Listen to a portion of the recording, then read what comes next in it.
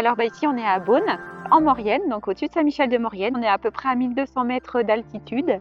On élève des brebis laitières de race Tonnet-Marteau, c'est la race de brebis des Savoies. En premier, en 2010, c'est Amandine qui s'est installée en entreprise individuelle. J'étais encore fromager en coopérative à ce moment-là. En 2014, on a fait le GAEC. Donc, c'est un statut où on est co-exploitant, en fait, à part égale, sur la ferme. C'est une brebis qui est super adaptée au territoire, donc aux amplitudes thermiques. C'est une brebis aussi qui a un bon gabarit pour crapahuter dans les montagnes, qui a une laine qui leur tient bien chaud en montagne. Et puis donc on la reconnaît facilement parce qu'elle a des cornes et puis elle a le bout des extrémités noires. C'est pour se réchauffer, capter les rayons du soleil. Et puis autour des yeux, c'est pour se protéger des rayons UV du soleil. On dit que c'est une brebis mixte. Elle fait du bon lait et puis aussi pour la viande d'agneau. Le pastoralisme, en fait, c'est l'exploitation, la végétation spontanée par des animaux domestiques. Et du coup, un alpage, c'est le pastoralisme, mais en altitude. Pratiquer l'alpage, du coup, ça permet de mettre les bêtes en haut sur des terrains avec des belles prairies, bonnes à pâturer à partir de début juin selon les altitudes. Comme elles sont plus en altitude, elles sont plus tardives, on a un meilleur étagement de la végétation. Du coup, on arrive à trouver des stades de végétation bons à pâturer un peu tout l'été.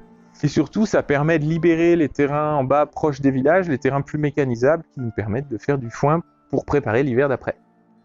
Les brebis mettent bas en février. Les laitières, donc fin mars, elles sont séparées de leurs agneaux, on commence à traire. Et donc une brebis, une fois qu'elle a mis bas, elle a 8 mois de lactation. Donc comme on laisse téter les agneaux 2 mois, il reste 6 mois de traite. Donc en fait, on traite de fin mars jusqu'à fin septembre. Le tarissement des brebis, il se passe donc tout début octobre, donc elles n'ont plus de lait. Mais elles sont encore dehors jusqu'à mi-novembre, jusqu'à la neige. Donc là, c'est un moment où finalement, il n'y a plus l'astreinte de la traite, mais il y a l'astreinte quotidienne à aller voir les brebis, même bi-quotidienne, on va les voir matin et soir. On a plein de chantiers, il y a tout ce qui est élagage, épandage du fumier, remise en état des parcelles, enfin il y a plein de choses à faire.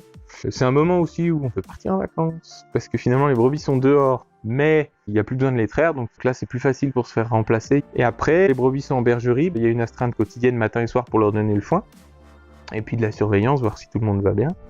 Mais du coup, c'est la période plus cool jusqu'à fin janvier, début février, avec les mises bas qui recommencent.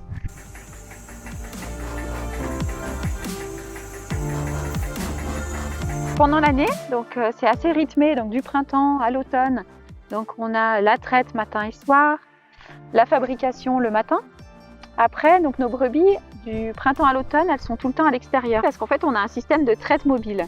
On a choisi un système où on leur donne à manger uniquement de l'herbe pendant les 6 mois du printemps à l'automne. Et donc du coup, il fallait se déplacer jusqu'à elles parce que les pâtures sont loin de la ferme. La traite mobile, c'est un peu notre marqueur technique. L'idée, c'est vraiment d'amener la traite aux brebis et pas les brebis à la traite. Et toujours avoir du coup notre remorque près des parcelles qui sont pâturées. Et ça nous permet aussi d'exploiter par la pâture des terrains qui sont loin du bâtiment. Avec depuis le début une idée d'alpage qui s'est concrétisée du coup depuis cette année, cette saison 2021, avec une piste sur l'alpage qui permet d'aller traire matin et soir là-haut.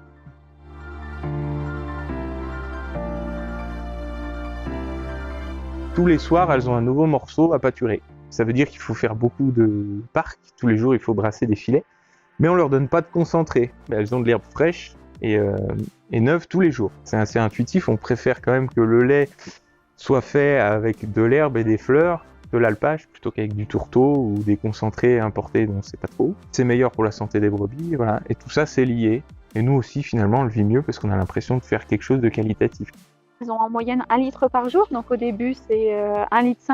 Et puis après, petit à petit, ça va diminuer. Sur la fin, on est à 500 ml par jour. Donc c'est vraiment une petite quantité. Mais donc c'est un lait qui est très riche en matières grasses et en protéines.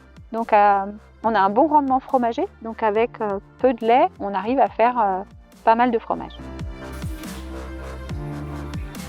En fromage, on appelle les fromages lactiques. On les vend frais ou alors on les fait affiner en fromage crémeux, demi-sec et sec. On fait aussi de la tome, type tome de Savoie, avec cette croûte grise au poil de chat. Avec le petit lait de la tome, on fait du sérac, donc on fait chauffer le petit lait. Il y a encore beaucoup de protéines et de matières grasses dans le petit lait. Et puis on fait des yaourts aussi. Et donc avec le petit lait qui est issu de la fabrication des fromages, on nourrit nos cochons.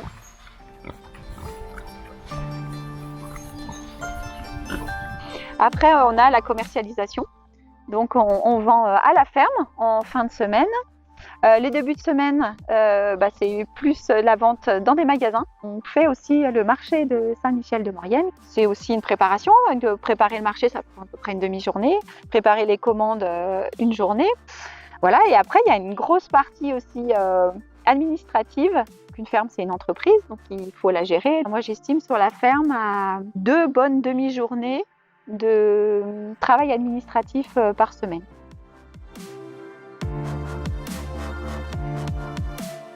Ma fierté, c'est que la ferme, l'entreprise, fonctionne bien économiquement. On est très solidaires avec Léo, on s'entend très très bien. Donc ça se passe bien et moralement et économiquement. Et puis on commence à avoir beaucoup de bons retours du public, mais une certaine reconnaissance localement. Puis de faire grandir nos enfants dans un chouette environnement, c'est aussi une fierté. Je suis super content des fromages qu'on fait. Moi, dans nos fromages, en fait, je vois tout le travail qu'on y a mis, le travail du quotidien, le travail d'amélioration des prairies, de sélection des brebis. Moi, je le vois tout dans les fromages. Donc ça, c'est la petite fierté quotidienne, on va dire.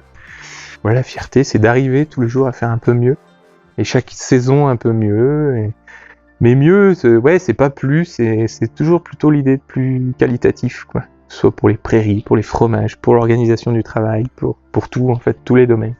C'est des heures et des jours de travail, mais on en a la récompense.